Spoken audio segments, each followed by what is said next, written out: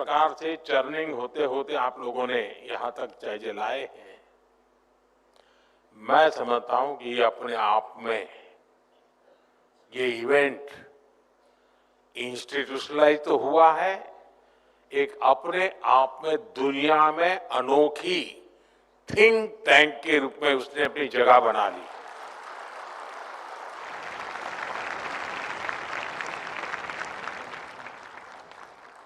एक निश्चित विषय को लेकर, निश्चित लक्ष्य को लेकर के लाखों लोगों का मंथन होना,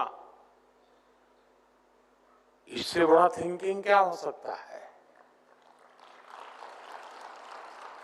और मुझे लगता है कि इसके साथ थिंक टैंक शब्द बैठता नहीं है, क्योंकि टैंक शब्द इसलिए आया होगा छोटा सा होता है। ये तो विशाल है, सागर से भी विशाल है और समय से भी आगे है और विचारों में समंदर से भी ज्यादा गहरा है। और इसलिए थिंक टैंक शब्द टैंक वाले शब्द से भी सीमित नहीं किया जा सकता, ऐसा इसका अनुभव है। और जिन विषयों को आज आपने चर्चा में लिया है, जैसे खासतौर पर वुमेन लेड डेवलपमेंट और यूथ पार्टिसिपेशन इन डेमोक्रेसी, ऐसे गंभीर विषयों पर जिस प्रकार से विचार आपने रखे हैं,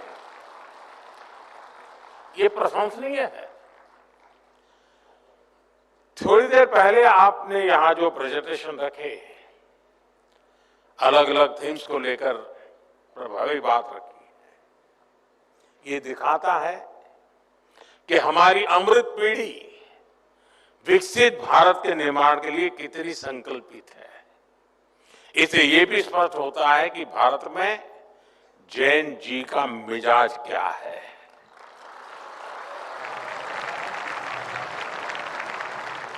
भारत का जैन जी कितनी क्रिएटिविटी से भरा हुआ है।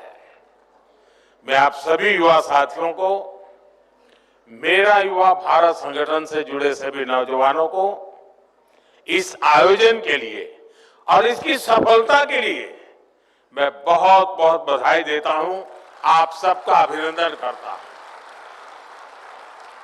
साथियों, मैंने जब अभी आपसे बातें शुरू की तो 2014 का जिक्र किया था। तब यहां बैठे ज्यादातर युवा 8-10 साल के ही रहे होंगे, अखबार पढ़ने की उनकी आदत भी नहीं डेवलप हुई होगी। आपने पॉलिसी पैरालिसिस का वो पुराना दौर नहीं देखा, जब उस समय की सरकार की इसलिए आलोचना होती थी कि वो समय पर फैसले नहीं लेती, और जो फैसले होते भी थे वो जमीन पर ठीक से लागू नहीं होते थे। नियम कायदे ऐसे थे जिससे हमारा नौजवान कुछ नया करने के बारे में सोच भी नहीं सकता था। देश का युवा परेशान था कि इतनी बंदिशों में वो जाए तो जाए कहां। साथियों, ये हालत ये थी कि अगर किसी एग्जाम के लिए, जॉब के लिए अप्लाई करना होता था तो सर्टिफिकेट अटेस्ट कराने के लिए अफसरों और नेताओं के साइन लेने में ही दम निकल जाता था। फिर फीस का डिमांड ड्राफ्ट बनाने के लिए बैंक और पोस्ट ऑफिस के चक्कर लगाने पड़ते थे। अपना कोई बिजनेस शुरू करना होता था तो बैंक कुछ हजार रुपए लाने के लिए 100 गारंटी मांगते थे। आज ये बातें बहुत असामान्य लगती हैं, लेकिन एक दशक पहले तक यही सब कुछ चलता था। साथियों, आपने यहां स्टार्टअप्स को लेकर प्रेजेंटेशन दिया। मैं आपको स्टार्टअप इकोसिस्टम का ही उदाहरण देता हूं कि इसमें जो परिवर्तन होता है वो कैसे हुआ है। दुनिया में 50-60 साल पहले स्टार्टअप कल्चर शुरू हुआ, धीरे धीरे वो मेगा कॉरपोरेशन के युग में बदल गया। लेकिन इस पूरी जर्नी के दौरान भारत में स्टार्टअप्स के बारे में बहुत कम चर्चा होती थी। साल 2014 तक तो देश में 500 से भी कम रजिस्टर्ड स्टार्टअप हुआ करते थे।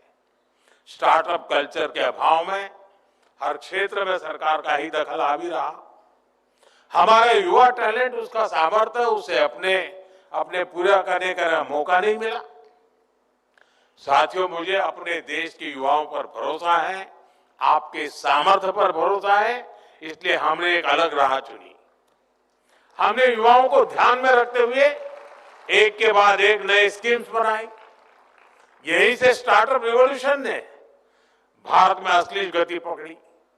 Ease of doing business reforms, startup India, digital India, funds of funds, tax और कंप्लायंस सिंप्लीफिकेशन, ऐसे अनेक इनिशिएटिव लिए गए। ऐसे सेक्टर जहां पहले सिर्फ सरकार की सब कुछ थी, सब कुछ उसी की चलती थी, उनको युवा इनोवेशन, युवा एंटरप्राइज के लिए ओपन किया गया। इसका जो प्रभाव हुआ वो भी एक अलग ही सक्सेस स्टोरी बन चुका है। साथियों, आप स्पेस सेक्टर को ही लीजिए। 5-6 साल पहले तक स्पेस सेक्टर को आगे बढ़ाने की जिम्मेदारी सिर्फ इसरो पर थी। हमने स्पेस को प्राइवेट एंटरप्राइज के लिए ओपन किया, इससे जुड़ी व्यवस्थाएं बनाई, संस्थाएं तैयार की और आज स्पेस सेक्टर में 300 से अधिक स्टार्टअप काम कर रहे हैं। देखते ही देखते हमारे स्टार्टअप स्काईरूट एरोस्पेस ने अपना रॉकेट विक्रम एस तैयार कर लिया है। एक और स्टार्टअप अग्निकुल कॉस्मोस ने दुनिया का पहला 3D प्रिंटेड इंजन बनाकर सबको चौंका दिया है। ये सब स्टार्टअप की कमाल है।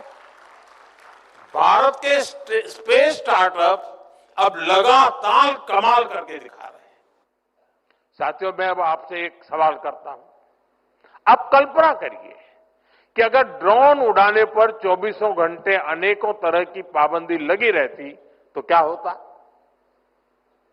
ये थी।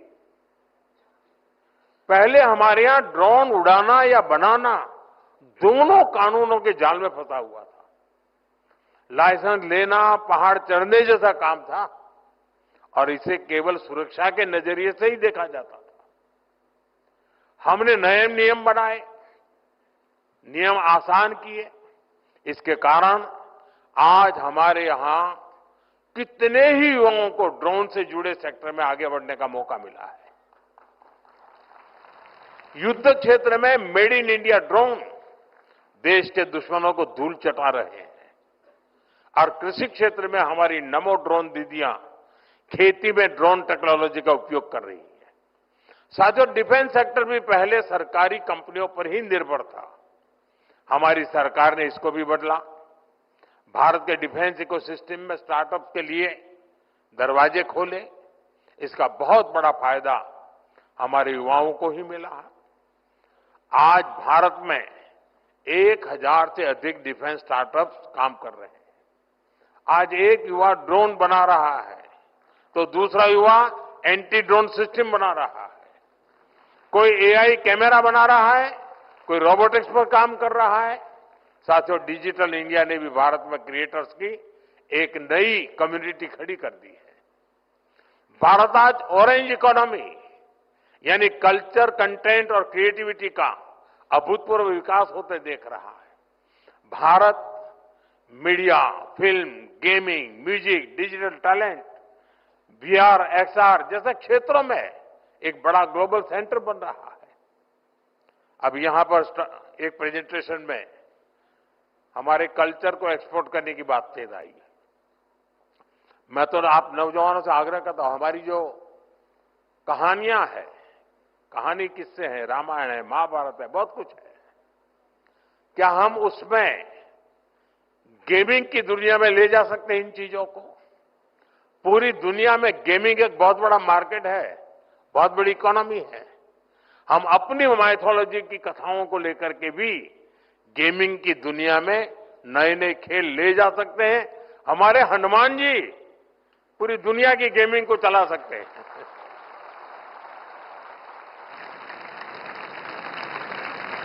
हमारा कल्चर भी एक्सपोर्ट हो जाएगा, आधुनिक रूप में हो जाएगा, टेक्नोलॉजी का उपयोग होगा। और आजकल भी मैं देख रहा हूं हमारे देश के कई स्टार्टअप हैं जो गेमिंग की दुनिया में बहुत बढ़िया भारत की बातें कह रहे हैं, और बच्चों को भी खेलते खेलते भारत को समझना सरल हो जाता है।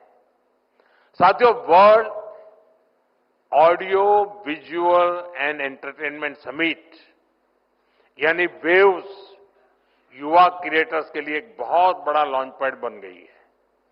यानी सेक्टर कोई भी हो, आपके लिए आज भारत में अनंत संभावनाओं के द्वार खुल रहे हैं। इसलिए मेरा आज यहां इस आयोजन से जुड़े सभी युवाओं से, देश के युवाओं से आह्वान है, आप अपने आइडिया के साथ आगे बढ़िए, रिस्क लेने से पीछे मत हटिए। सरकार आपके साथ कंधे से कंधा मिलाकर चल रही है। साथियों, बीते दशक में बदलाव का, रिफॉर्म्स का जो सिलसिला हमने शुरू किया, वो अब रिफॉर्म एक्सप्रेस बन चुका है। और इन रिफॉर्म्स के केंद्र में आप है, हमारी युवा शक्ति है। जीएसटी में हुए नेक्स्ट जनरेशन रिफॉर्म से युवाओं और एंटरप्रेन्योर्स के लिए प्रोसेस और आसान हो गई है। अब 12 लाख रुपए तक की इनकम पर टैक्स जीरो हो गया है। इससे नई नौकरी वालों या नया बिजनेस शुरू करने वाले नौजवानों को उनके पास बहुत ज्यादा बचत होने की संभावना बढ़ गई है। साथियों, आप सभी जानते हैं, आज बिजली सिर्फ रोशनी का माध्यम नहीं है। आज AI, data centres, semiconductor, manufacturing, ऐसे हर इकोसिस्टम के लिए ज्यादा बिजली की जरूरत है। इसलिए आज भारत एश्योर्ड एनर्जी सुनिश्चित कर रहा है। सिविल न्यूक्लियर एनर्जी से जुड़ा रिफॉर्म यानी शांति एक्ट इसी लक्ष्य के साथ किया गया है। इससे न्यूक्लियर सेक्टर में तो हजारों नए जॉब्स पैदा होंगे ही, बाकी सेक्टर्स पर भी इसका मल्टीप्लायर इफेक्ट होने वाला है। साथियों, दुनिया के अलग अलग देशों की अपनी जरूरतें हैं, अपनी डिमांड है। वहां वर्कफोर्स लगातार घट रही है। हमारा प्रयास है कि भारत के युवा दुनिया भर में बन रहे अवसरों के लिए तैयार हो। इसलिए स्किल डेवलपमेंट से जुड़े सेक्टर्स में भी लगातार रिफॉर्म किया जाना चाहिए, और हम कर रहे हैं। नई नेशनल एजुकेशन पॉलिसी के बाद अब हायर एजुकेशन से जुड़े रेगुलेशन को रिफॉर्म किया जा रहा है। विदेशी यूनिवर्सिटीज भी